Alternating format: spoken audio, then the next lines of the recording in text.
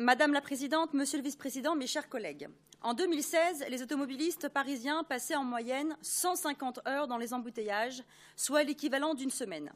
Les raisons de ce triste constat sont nombreuses. Rappelons toutefois que la plupart d'entre elles émanent directement de la gestion calamiteuse des socialistes. Les socialistes, soutenus par leurs amis les Verts, ont en effet entretenu sans relâche une vision anti-voiture stérile, n'ayant fait qu'empirer la situation sur les routes franciliennes. Alors que l'on sait pourtant à quel point la voiture est essentielle pour de nombreux franciliens, en dépit des enjeux environnementaux dont chacun sait en saisir la pertinence, en grande couronne par exemple, l'automobile est le mode de transport social privilégié, en raison notamment des lieux de travail lointains et de la difficulté d'accès aux gares. Les automobilistes franciliens ont le droit à toujours plus de taxes et subissent la mise en place de dispositifs liberticides. Je pense par exemple au dispositif CRIT-Air, qui constitue de nouvelles restrictions de circulation et pénalise les familles franciliennes les plus modestes, ou encore la piétonnisation des voies sur berge, qui crée des embouteillages et touche de plein fouet les automobilistes. Le tout sans pour autant arriver à endiguer la pollution. Contraindre les franciliens à diminuer l'usage de la voiture, c'est d'ailleurs l'un des slogans préférés des socialistes. Avec eux, c'est le tout répressif, l'écologie punitive, leur ambition est simple, les automobilistes franciliens doivent trinquer. Permettez-moi d'entrevoir un point commun entre vous, Madame la Présidente, et les socialistes. Vous augmentez pour la deuxième année consécutive le prix du pass Navigo. Les usagers des transports en commun vont donc devoir mettre encore la main au porte-monnaie quand, de l'autre côté, les socialistes usent de dispositifs toujours plus imaginatifs les uns que les autres pour taxer les automobilistes. Bref, avec vous, c'est le fiscalisme à tout prix.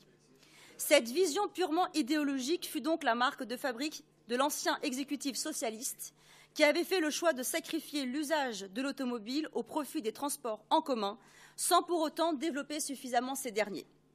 Vous l'aurez compris, avec les socialistes, nous partons de loin, de très loin.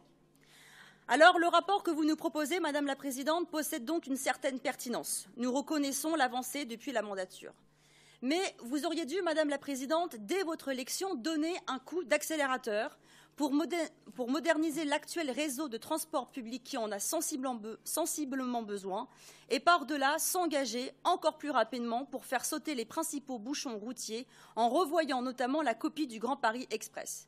Car en effet, la facture est salée, près de 30 milliards d'euros, sans compter les coûts d'exploitation, alors que nous aurions pu utiliser ne serait-ce qu'un tiers de cette enveloppe pour enclencher un véritable réseau maillé de transport pour l'ensemble de la région, adapté à son développement démographique et économique.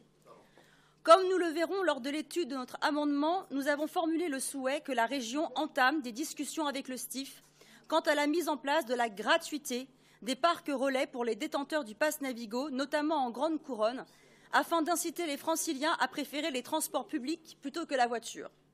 Par ailleurs, nous nous portons aussi en faveur d'une véritable amélioration dans la communication en temps réel pour anticiper les embouteillages sur les routes et emprunter ainsi des itinéraires bis.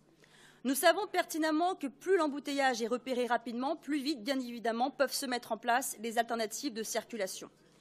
Nous plaidons également pour un développement du convoiturage qui dispose d'une belle marge de progression puisque dans une très grande majorité, les conducteurs roulent souvent seuls à bord. Néanmoins, même si ce rapport regorge d'études importantes pour contrer les embouteillages en Île-de-France, nous aimerions nous assurer que ces études aboutiront bien à de véritables projets réalisables et qu'elles ne se limiteront pas à de la communication. Surtout lorsque l'on sait qu'elles n'auront d'effet que sous la prochaine mandature si tout se passe comme prévu. C'est d'ailleurs pour cette raison que nous préférerons nous abstenir sur ce rapport. Nous ne voudrions pas qu'il y ait des soucis d'incohérence, comme nous le prouve d'ailleurs l'étude sur le franchissement de la Seine entre Athis-Mons et Villeneuve-sur-Seine, financée aujourd'hui à hauteur de 4 millions d'euros par la région et pour laquelle, Madame la Présidente, vous demandiez à l'occasion de la séance budgétaire en décembre 2014 d'investir non pas 4 millions d'euros, mais 10 millions d'euros afin d'avancer, je vous cite, sur ce projet estimé à 30 millions d'euros, et ce pour répondre à ce besoin criant de nouvelles infrastructures de franchissement de Seine qui se manifestent sur le terrain. Je vous remercie. Merci Madame la Présidente. J'aimerais juste revenir par rapport à mon amendement sur les parcs relais, parce qu'en fait, ce sont les communes en fait, qui pourraient proposer la gratuité des parcs relais.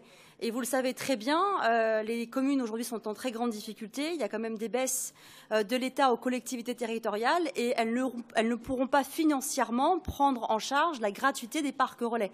C'est la raison pour laquelle j'avais proposé un amendement pour que ce soit le STIF justement qui entame toutes ces démarches pour la mise en place de la gratuité des parcs relais afin que cela ne soit pas supporté par les communes.